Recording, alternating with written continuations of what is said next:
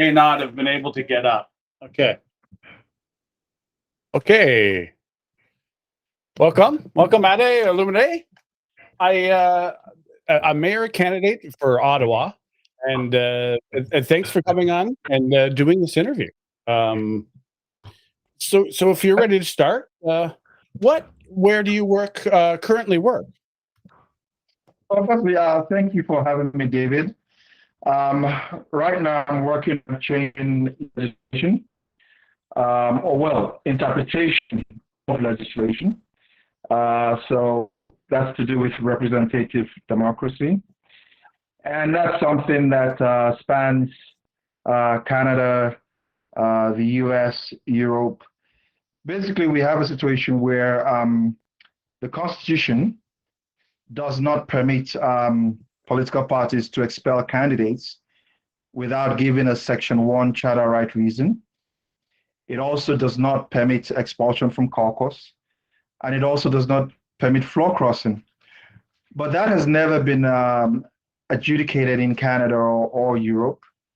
The US has actually done so when it comes to party nominations. And so what they've said is that when you're recruiting for a political party nomination, you're actually recruiting for a government job. And so therefore the charter applies. And so of course you can't break a charter right without a Section 1 charter reason. So that's a bit of what I'm up to, but it's an international problem. Boris Johnson, whom I like very much, but he did expel 21 caucus MPs, so that's an issue. Same thing, the current Labour Party in the UK, the current leader expelled the former leader. In Canada, a lot of us are familiar with the Jody Wilson, Raybould, and Jane Philpott expulsion from caucus. So all of everyone forgets about Jane. Yeah. Yeah. Sorry. So that's I look at it as something that has to be fixed and something that has to be changed. And the law is already there. It just hasn't been interpreted. And like I said earlier, it's been interpreted in the US. So just to give you a picture, just to understand, Mitt Romney voted against for the impeachment of his own party leader. If he had done that in Canada, he would have been expelled. But our constitutions are the same. So what is it that's different about the US and Canada? It's just a matter of the fact that it has not been interpreted that when you have freedom of expression to choose who should represent you, that's in the charter, freedom of association, and freedom of election. Freedom of election, the Supreme Court of Canada has found, includes the right to freely choose who should represent you, and as well the integrity of the ballot result, and as well the right to meaningfully participate. And even within the charter, it says you're qualified for membership based on the legislation. So basically what it says is that if a federal government or provincial legislature says that you're qualified to run for office, a political party cannot change their rules to change when the government says you're qualified, a political party cannot take away that qualification by saying, oh, we're a private organization. And that the simple reason for that is that it's government that gives you power to put your party name on a government ballot. So the government sets the rules. So essentially, a political party is not allowed to discriminate. I know you're gonna so you're like, but it is what I'm working on. And I know I'm right on the law.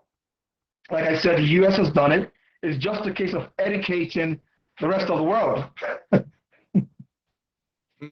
Yeah, it is funny, the floor crossings, the kick out, the Liberals kick someone out, and some floor crossings. It's happened a lot with the Liberals lately. Okay, so what makes you want to run for mayor of Ottawa?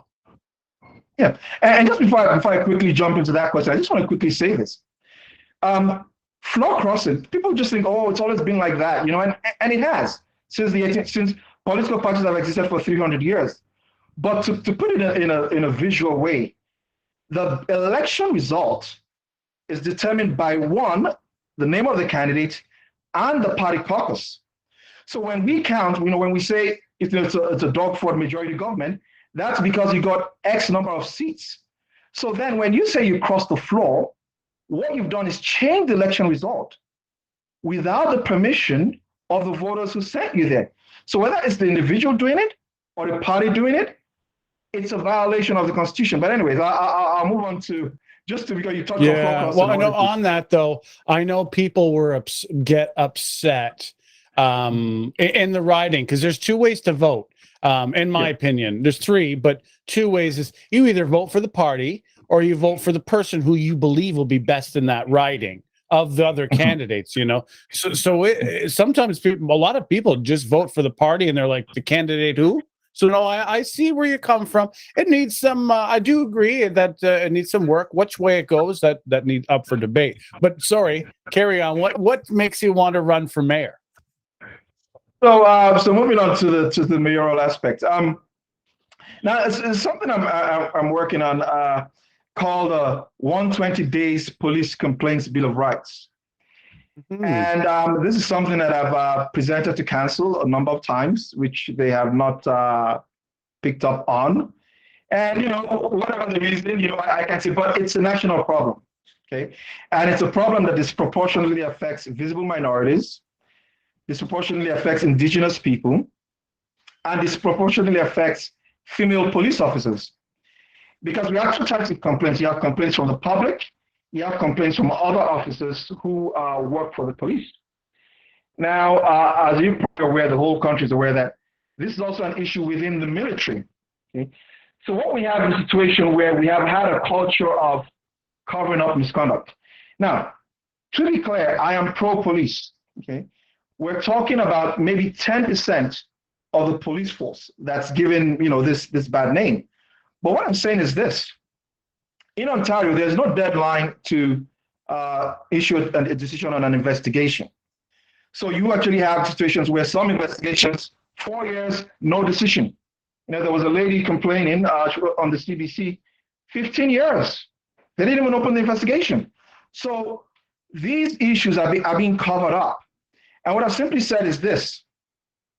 There are right now, as we speak, a group of academics in Alberta who've gotten so frustrated with the whole cover-up culture that they've gone to create their own police misconduct database. But they're relying on access to information requests, you know, which is also a problem with that and takes time and all of that. The government doing it. And it's an issue that affects not just Ottawa Police, Toronto Police, OPP, RCMP. It affects everybody. So it's a national issue. And what I've simply said the solution is this. And I'll just tie it to the Hockey Canada situation. Hockey Canada is now promising transparency. What I'm saying, every complaint to the police, let's put it all online, anonymous, so we don't put the names there. And to show you that this is possible.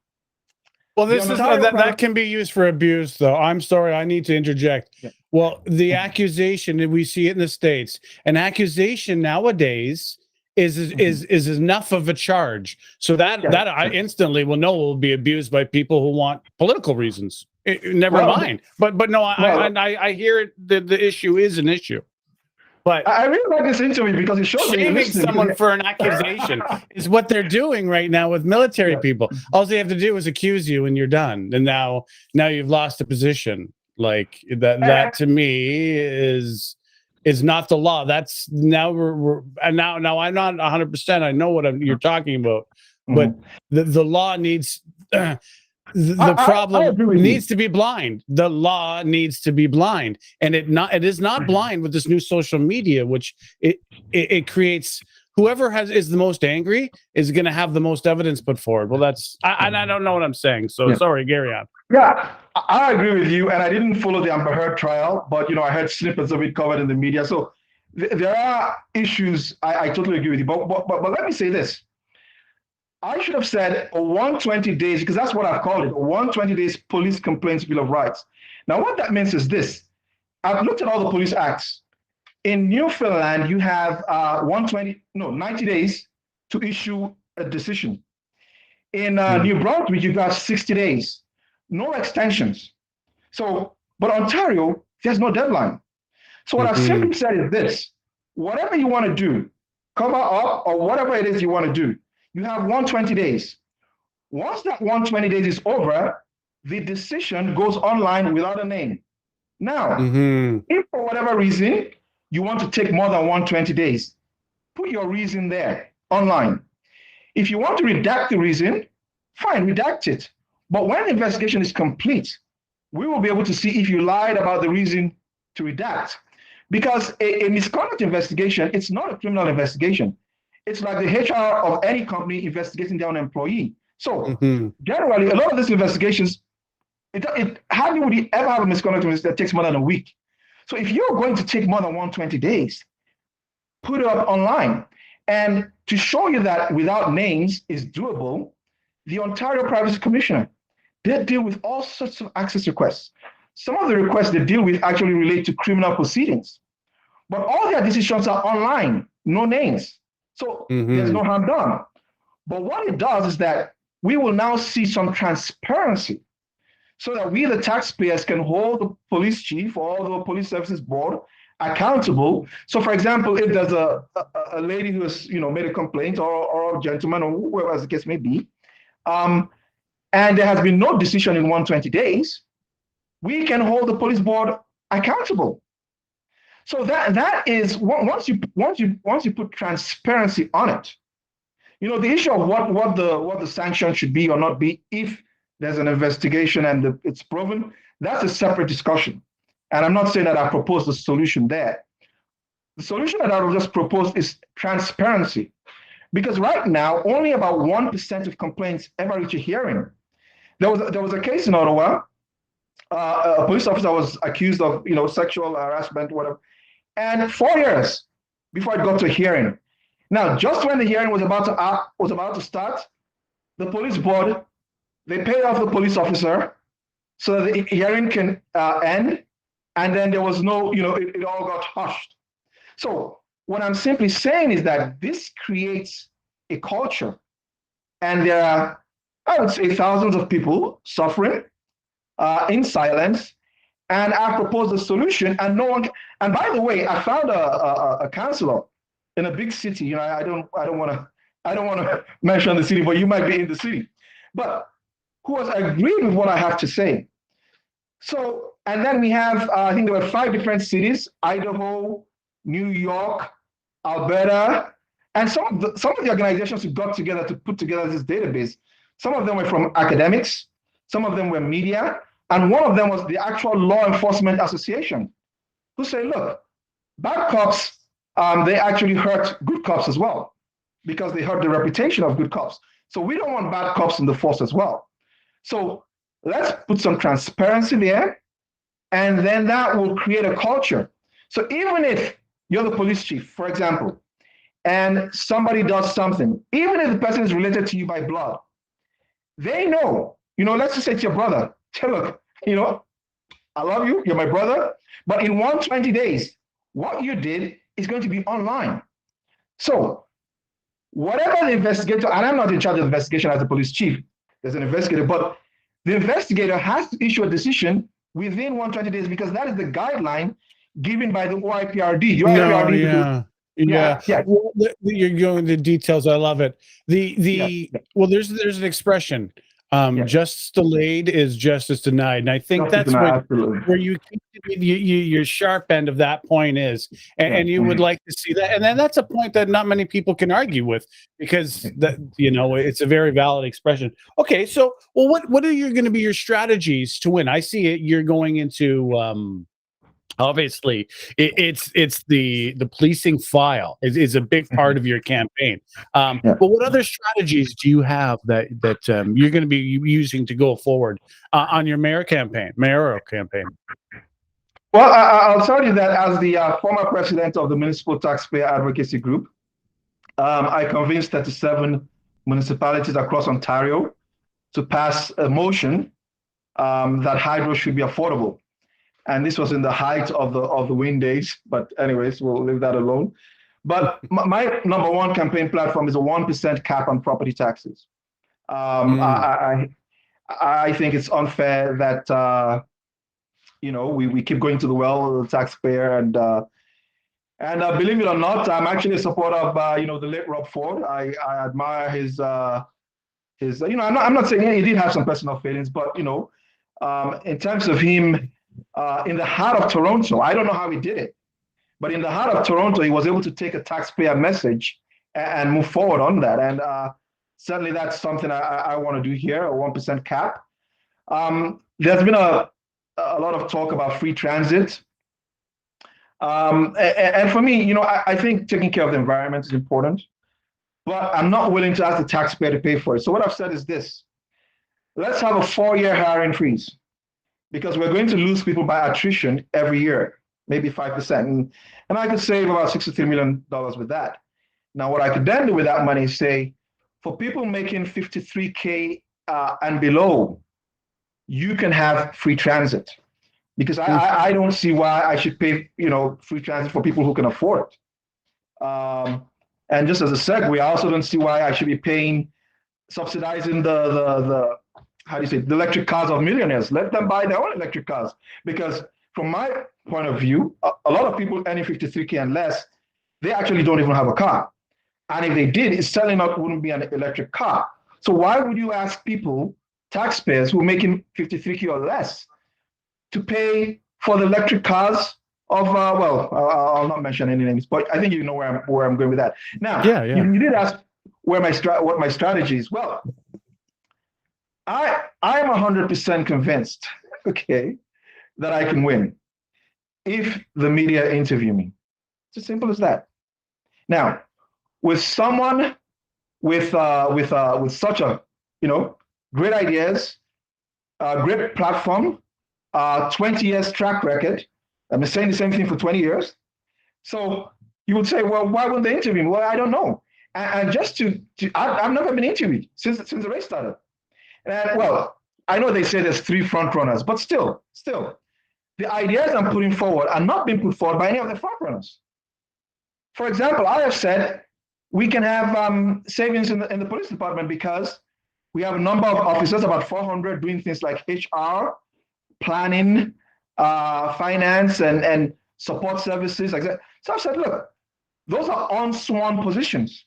The difference in pay gap for a sworn officer is 151K total compensation. For a non-sworn officer, it's 121. So I've said, as they retire, I want to make sure that all these unsworn positions are only done by civilians, and that can give us savings of $18 million. Well, these ideas are not being discussed by the 3 front runners. And just to make my point crystal clear, so you understand what I'm saying, there was a debate this week. There were 2 flashpoints in the debate. Both came from me. One was on transit. One was on, the police.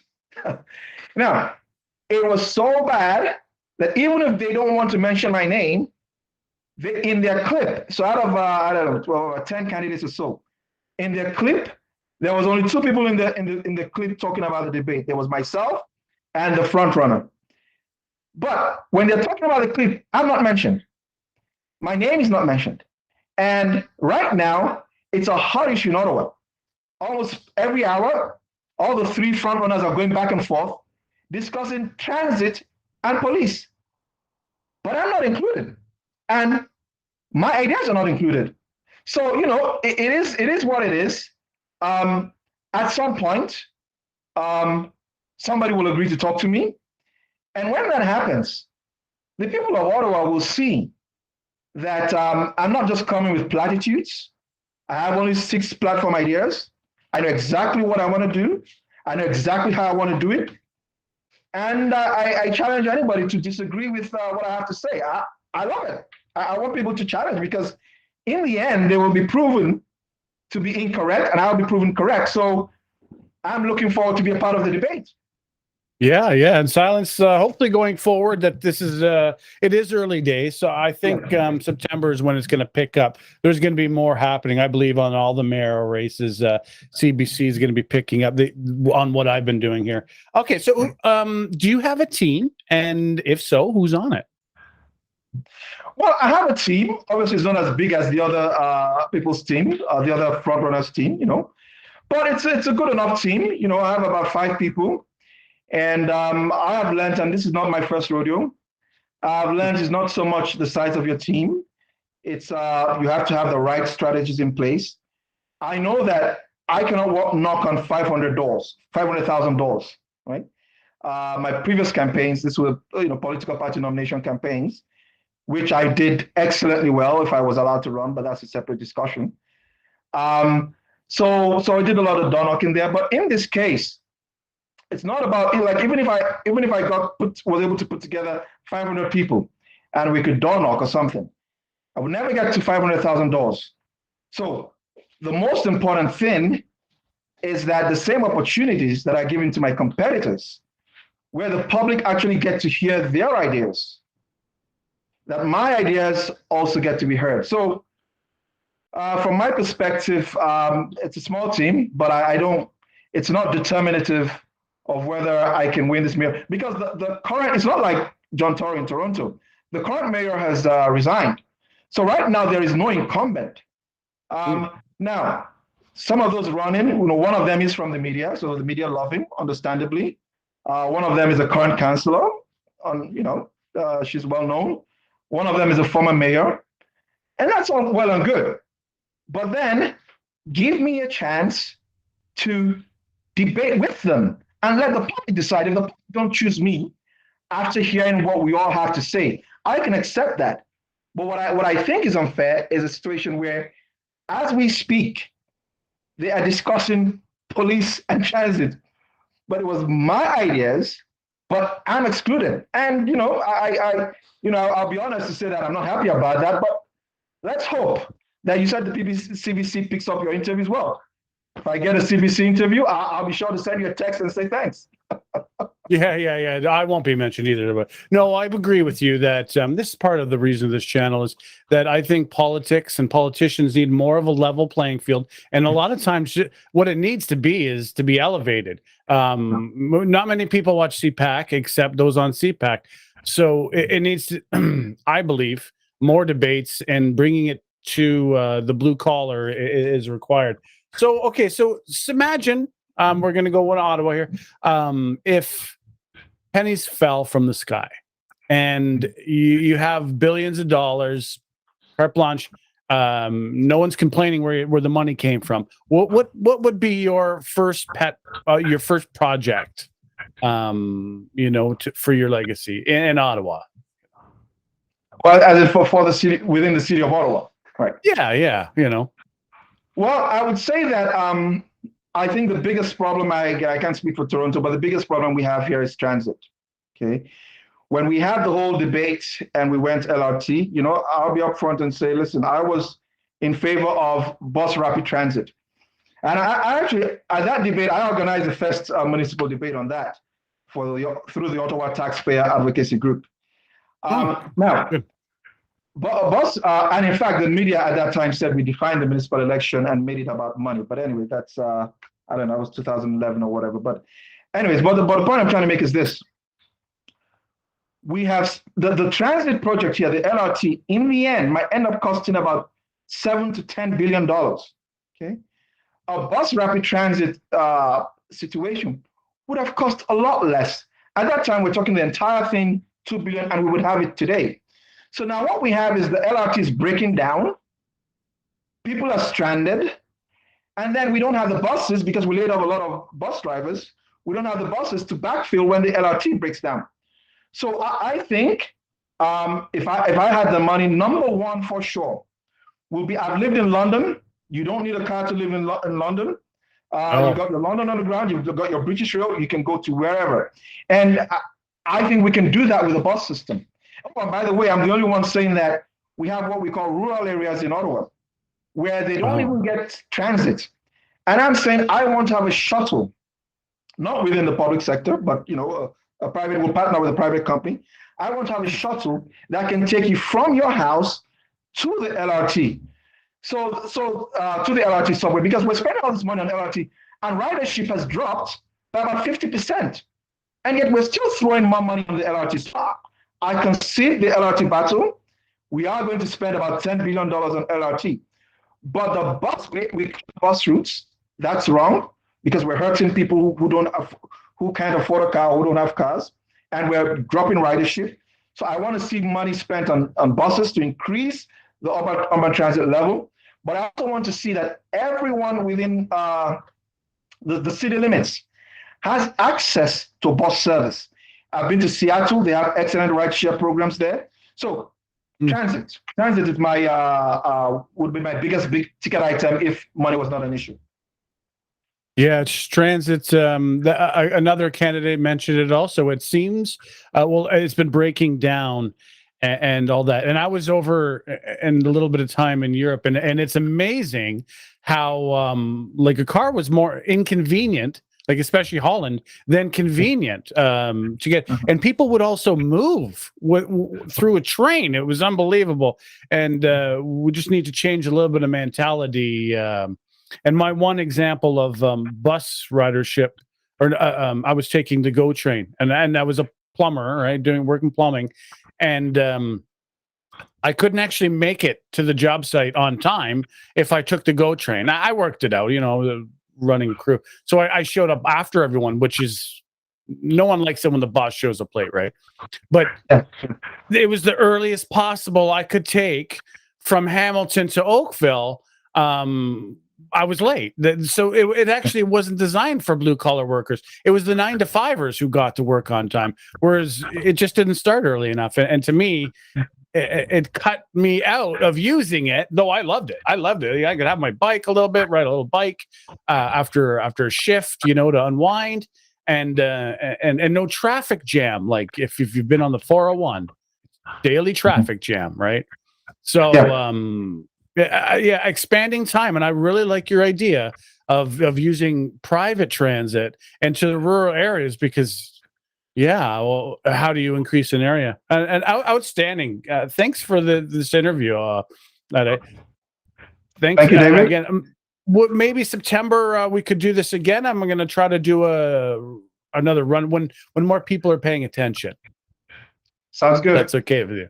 Okay, great. Thanks again. And hopefully I'll have it up today and then I'll stop. And I'm using a new recording thing. I hope it works. The last one may not have. But again, thanks. I don't want to take too much of your time. And I'll let you know. Putting this together. Yeah. And I'll like I said, we'll do hopefully you get this again. And I think there's people that are watching this channel and call me out. It'll probably help if I can get you up. I guarantee it will, actually. Hopefully I can. Okay, thanks, and have a good day, sir. Okay. Bye. Bye.